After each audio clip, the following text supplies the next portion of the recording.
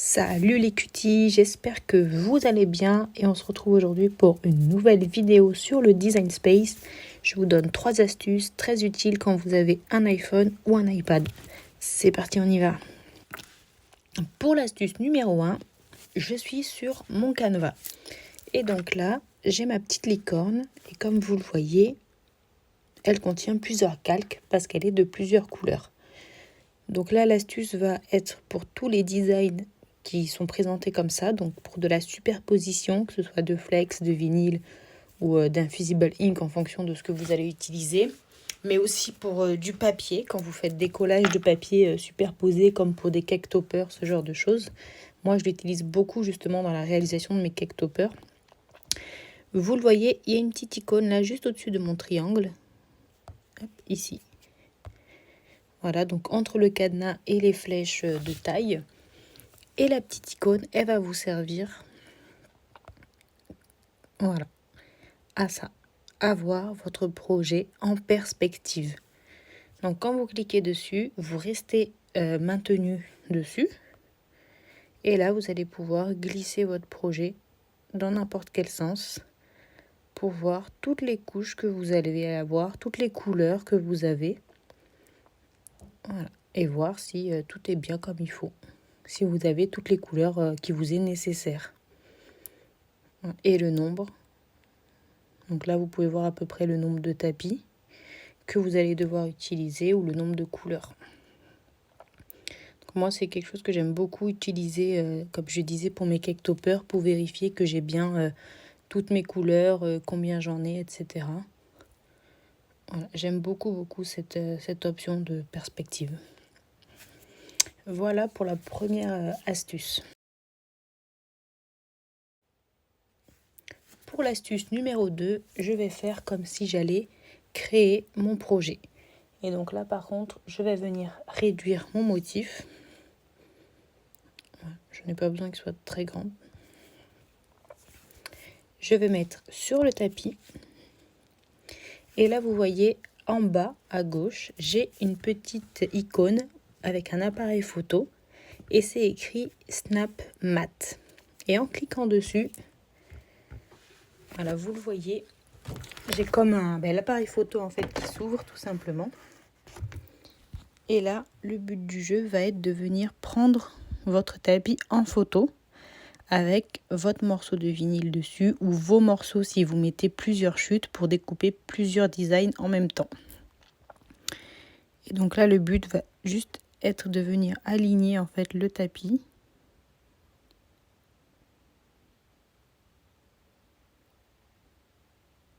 Voilà. Et quand la machine va détecter que c'est bien aligné, alors là, j'y suis presque. Voilà. Elle prend une photo. Enfin, c'est le téléphone. Hein. Le logiciel prend en photo. Et là, vous pouvez donc soit reprendre si vous estimez que le tapis n'a pas bien été pris, soit faire utiliser. Et là, vous allez avoir du coup votre tapis à la place du tapis qui est présenté par le logiciel de base. Et là, vous allez pouvoir venir mettre, comme vous voulez, votre découpe. Donc ça peut être très bien si vous utilisez des chutes. Vous allez pouvoir venir mettre plein de chutes en même temps sur votre tapis et venir placer directement tous vos petits morceaux de découpe. Donc là, pour l'anti-gaspi, pour ceux qui gardent toutes les chutes, c'est vraiment un plus. Hein. Moi, pour le papier, c'est quelque chose que j'utilise beaucoup du coup pour placer vraiment toutes mes découpes comme il faut. Je pense que ça peut être utile aussi pour les personnes qui font du tamponnage. Alors, je ne peux pas dire avec exactitude si c'est vraiment si c'est vraiment bien configuré, si les découpes seront vraiment parfaites, etc. Parce que je ne l'ai jamais fait dans ce sens-là. Ni d'impression avec une découpe après, ni de tamponnage, ni de dessin.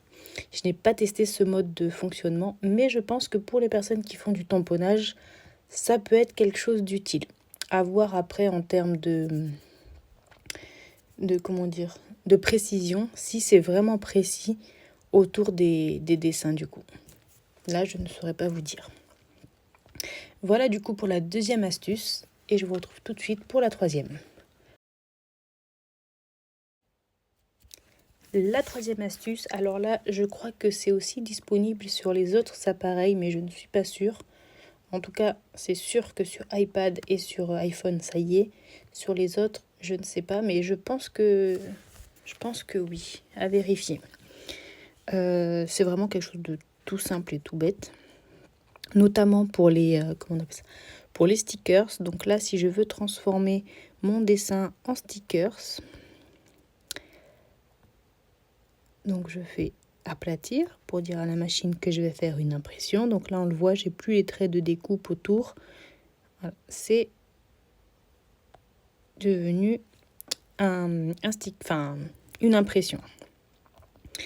Et comme je ne veux pas qu'il découpe tout autour de mes étoiles, etc., je veux qu'il fasse une forme unie, globale autour de ma licorne.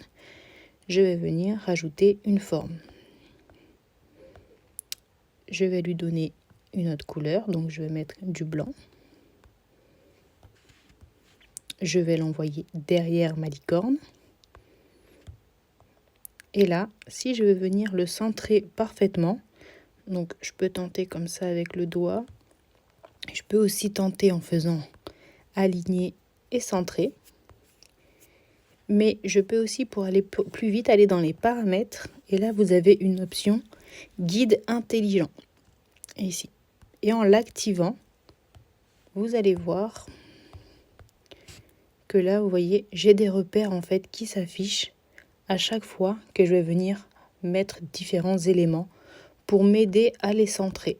Donc même si j'en rajoute, vous voyez, j'ai toujours les petits guides en haut, en bas, sur les côtés, au centre, qui vont venir m'aider pour bien placer mes éléments si je veux centrer. Donc moi qui suis très, je sais pas comment on dit, très rigide et très carré, j'aime que tout soit vraiment centré comme il faut, tout ça. C'est un truc qui est vraiment très utile pour moi. Voilà, donc là, une fois que c'est fait, je peux tout sélectionner, faire aplatir. Et j'ai mon sticker qui est prêt pour l'impression et la découpe. Et je sais que ma découpe va être faite uniquement autour de mon rond. Voilà. Et tant que j'y suis, un petit bonus pour ceux qui ne l'avaient pas vu, toujours dans les paramètres, vous avez une option mode lumière. Et là, qui vous permet de basculer en lumière, comme sur les iPhones, de manière classique. Et avoir un écran plus sombre, si vous le préférez. Donc pour les personnes qui auraient des problèmes de vue avec les lumières ou autres, ça peut être très utile. Moi, je préfère d'ailleurs ce mode de vision. Voilà, j'espère que ces astuces vous ont plu. Je ne sais pas si vous les connaissiez ou non. N'hésitez pas à me le dire en commentaire. Dites-moi si vous en voulez d'autres ou si vous voulez d'autres styles de vidéos comme ça, rapides pour des projets précis. En tout cas, moi, je vous dis à très vite pour de nouvelles vidéos et je vous souhaite à tous une excellente année à venir. Happy New Year, may we all